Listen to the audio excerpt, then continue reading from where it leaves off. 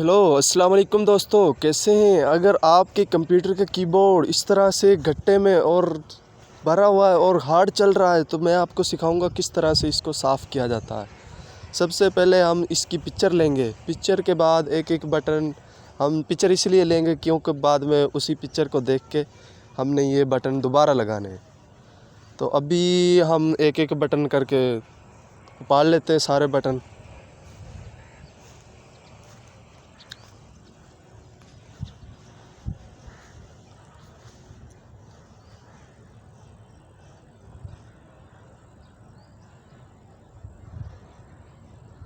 ये कुछ बड़े बटन भी हैं, ये थोड़ा से दिक्कत हो रही है इन्हें उखाड़ने में क्योंकि इनके नीचे एक स्प्रिंग टाइप वो लगा होता है, कील टाइप।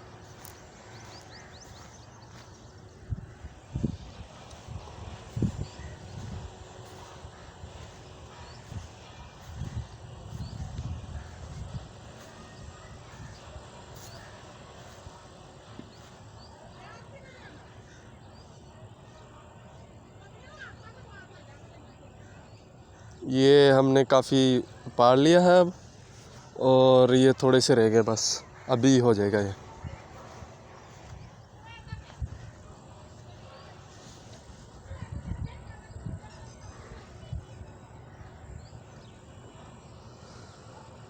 ये ले जी, देख लो कितना कैसा घटा इसमें। इस तरह से कोई ब्रश लेना आपने और ब्रश से इसको साफ़ वगैरह करना, उसके बाद बटन को क्लीन करना।